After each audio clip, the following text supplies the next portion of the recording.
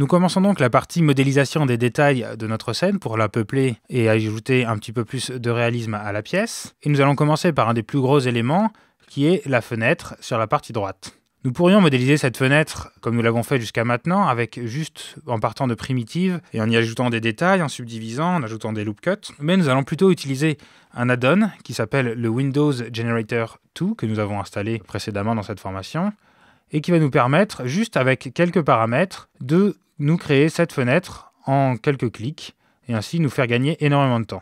Généralement, le temps, c'est ce qui manque lorsque l'on crée des projets d'architecture. Donc, il est très utile de savoir manipuler ces outils, ces plugins que nous propose Blender, afin de rester raisonnable dans les temps de création de cette image. Nous allons donc ouvrir Blender, là où nous l'avons laissé à l'étape précédente, à savoir l'étape 6. Et nous allons recentrer le curseur au centre de la scène, comme ceci. Et nous allons ajouter une fenêtre. Nous faisons donc Shift-A, Mesh, et normalement, comme nous avons installé précédemment l'add-on et que nous l'avons activé, nous avons cette option Window ici qui nous permet d'ajouter une fenêtre. Si jamais ce n'est pas le cas, assurez-vous dans les préférences utilisateurs, dans File, User Preferences, dans l'onglet Add-on qui sont là, que ceux qui sont activés, vous pouvez taper Window par exemple ici, et assurez-vous bien que le Window Generator 2 est activé ici, que la petite case est cochée. Lorsque la donne est activée, nous avons donc cette option ici pour ajouter une fenêtre. Nous cliquons dessus et nous voyons que directement Blender nous a rajouté cette fenêtre en plein milieu de la scène. Elle est quasiment parfaite du premier coup. Nous allons voir un petit peu les différentes options que nous propose l'add-on pour paramétrer la fenêtre. Nous avons différents presets de fenêtres qui existent par défaut. Nous pouvons générer des fenêtres, mais nous pouvons également générer des portes, comme ceci. Nous pouvons définir le nombre de vitres horizontales qui sont sur la fenêtre grâce au paramètre Horizontal Count. Ici, 3 panneaux de verre, c'est très bien. Nous pouvons de même rajouter des panneaux comme ceci. Ici, c'est le cas. Nous allons en rajouter un, mettre VCount à 2. Ainsi, nous avons nos 3 panneaux horizontaux, plus une petite barrière pour avoir 3 vitres supplémentaires. Nous pouvons ensuite définir l'épaisseur du cadre extérieur. La valeur 5 par défaut est très correcte, tout comme la valeur 5 est correcte pour les valeurs des cadres intérieurs. Enfin, nous pouvons définir l'épaisseur des traits de jointure, ici, 2 est également une valeur très correcte.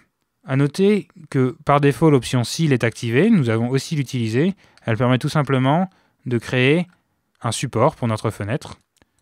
Donc il est bien de l'activer. Enfin, ici nous avons un des cas les plus simples, c'est-à-dire que nous avons une fenêtre parfaitement carrée. À noter que l'add-on nous propose plusieurs options, comme par exemple incliner le haut de notre fenêtre, avec ainsi les différents paramètres. Nous pouvons avoir des fenêtres comme ceci, ou en forme de triangle. Nous restons donc nous sur la plus simple, à savoir flat.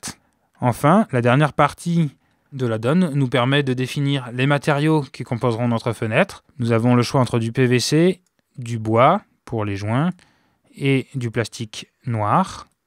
Les deux valeurs par défaut qui nous conviennent ici sont donc le PVC blanc pour le support des fenêtres et le plastique noir pour tout ce qui est jointure. Enfin, de manière paramétrique, nous pouvons définir l'épaisseur de chacune des fenêtres. Nous n'allons pas le faire ici, nous allons laisser les valeurs par défaut, qui nous conviennent très bien. Et nous allons déplacer manuellement notre fenêtre et l'ajuster manuellement pour la faire rentrer ici dans cette zone. Pour cela, je me mets en vue de dessus, je passe en mode fil de fer et je vais commencer par faire tourner ma fenêtre de 90 degrés, comme ceci. Je fais Rotate 90. Et je vais la déplacer, toujours en vue de dessus, pour aller la positionner comme nous l'avons fait jusqu'à maintenant, comme ceci, le long de la colonne. Je fais un Grab, Shift Z, Ctrl. Et ainsi, j'ai parfaitement aligné ma fenêtre dans ce sens. Et maintenant, il me faut l'aligner de manière horizontale. Pour l'instant, je peux repasser en mode juste Z pour qu'on voit le résultat. Nous voyons que la fenêtre est un peu grande. Nous allons donc la diminuer un petit peu juste après. Mais d'abord, nous allons positionner correctement le sol ici. Je repasse en mode Z et je fais un grab Z. Et toujours pareil, avec CTRL enfoncé pour pouvoir snapper le coin de ma fenêtre ici, comme ceci. Si je repasse en vue 3D, je vois bien que maintenant ma fenêtre est parfaitement alignée. Nous avons juste un léger problème sur le haut de la fenêtre. Pour cela, nous allons tout simplement passer en mode édition. Et là, nous voyons que nous avons un maillage simple qui nous aurait pris un petit peu plus de temps à modéliser. Je passe en mode Z et je vais sélectionner toute la partie supérieure de ma fenêtre avec la sélection boîte B. Je maintiens le clic gauche pour dessiner ma boîte dans l'espace 3D. Et ainsi, j'ai sélectionné tous les points qui forment le haut de ma fenêtre. Il ne me reste plus qu'à les déplacer selon l'axe des Z en faisant un grab Z, comme ceci. Et je vais faire la même méthode que précédemment pour aligner parfaitement ma vue. Je place ma souris ici, je fais un grab Z et automatiquement, en maintenant CTRL enfoncé, le haut de la fenêtre va venir se snapper sur le haut du mur. Si nous trouvons que notre fenêtre est un petit peu étroite, nous pouvons tout simplement resélectionner tous les points en vue de dessus comme ceci. Je sélectionne toute cette partie et je vais aller la déplacer comme cela. Peut-être pas autant, je déplacerai la colonne après. Quelque chose comme cela, voilà. Et ainsi, j'ai ma fenêtre bien placée. Dernière chose à faire, c'est donc de déplacer cette colonne ici pour aller la snapper, toujours pareil, contre le long de cette fenêtre.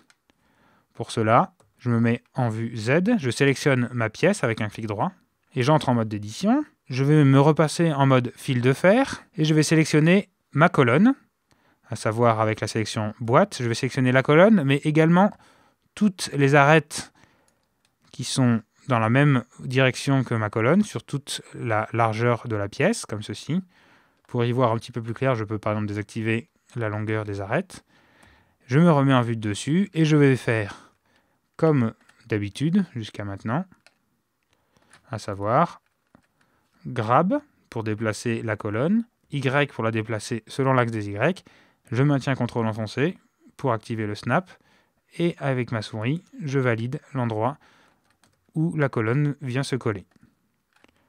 Si je me mets à l'intérieur de ma scène, je vois le résultat. Nous avons une fenêtre qui a été ajoutée, qui est parfaitement ajustée au reste de la pièce. À noter que nous pourrions rajouter une deuxième fenêtre ici, pour remplir la scène. Nous ne le faisons pas, car nous allons nous concentrer au moment du rendu seulement sur cette partie de la pièce, comme ceci. Donc ce n'est pas la peine de perdre du temps d'aller modéliser l'autre fenêtre. Nous laissons juste le trou ouvert pour laisser entrer la lumière au moment du rendu, mais nous ne faisons pas la fenêtre. On n'oublie pas de sauvegarder pour passer à l'étape suivante. Save as, un petit plus, et nous sauvegardons.